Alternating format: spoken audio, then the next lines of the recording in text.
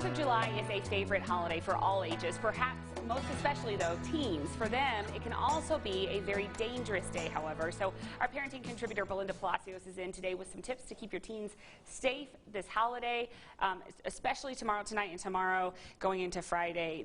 It feels like it's a really long holiday kind of week, and so there's a lot of celebrating, and so that kind of does give an opportunity for a lot of trouble. I think with the holiday being on a Thursday, then you've got Friday, Saturday, you know, and then hopefully you can recover Sunday. But it is, the 4th of July is a favorite for teens. It's summer, it's, you know, part of the freedom, and especially for those teens that are kind of wanting to be a little more independent, do some stuff just with their friends, you know, have those pool parties, have those lake parties, that kind of thing. So I guess the most important thing is that you come up with a plan, and that's true for everything, but especially when there's sort of a lot of variables. You do. You need to prepare your teen for what's going to go on. Are y'all going to have a big family get together, or are you going to allow them to do things, you know, with their friends and have some kind of parties? You know, where they're going to be allowed to go if they're having a teen party. Are they going to be allowed to be near water? Are they going to be, you know,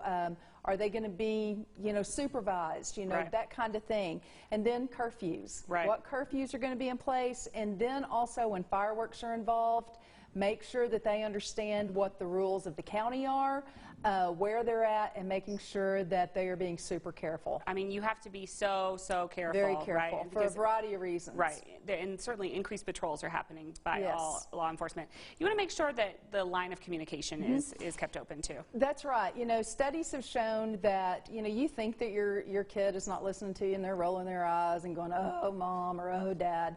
But it shows that when you talk to your kids about drugs and alcohol and abstaining from it, that they listen. They're listening to you, and when you're talking to them about things that could affect their well-being, they're really listening to you. Now, kids will still do kid things.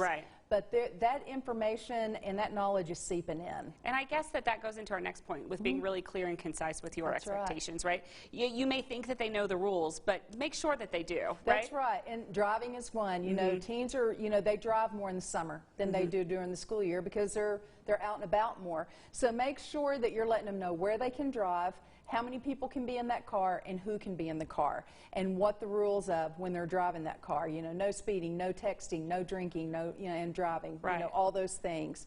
And then, of course, the firework issue. Again, we kind of talked about what the rules of the county are, but, you know, really talk to them about these are not toys. They can be dangerous. Don't be shooting them at each other. Don't be shooting at houses or cars. While you're driving. That's I mean, that happens a lot. Exactly, you know? Exactly. And then also be aware of the fire danger. Setting things on fires, because even though we've had rain, it's getting dry again, you know, and it is hot. And things can flash fire in an instant. Sure, for sure. And then, you know, you want to make sure that you're talking to your kids, especially this time of year, about peer pressure and giving them an out, right? Like giving them a support in case they're in a situation that they don't feel comfortable in, that they can get out. That's right. You know, using code words is really helpful because, you know, they can call you just like, well, I have to check in. And if they use a code word with you, that means that they don't feel comfortable with what's going on. And you can either give them an excuse to leave, or you come pick them up and say, hey, we've got something that we had to do, something came up. And so giving them that ability to have a way out of what's going on. I think that's so important. Something to think about, for sure. It's an easy thing to do. Okay, what's your challenge, Belinda? Our challenge is don't assume, as you said earlier, that the teens know the rules. Go over it with them, and then also, you know, be a good role model. You know, you want your teens to do the safe and the responsible things during the 4th of July. We as parents need to do the same thing. Good advice, girl. We appreciate you. Happy 4th, my friend. You bet. Same to you. All right, coming up next, our good pal.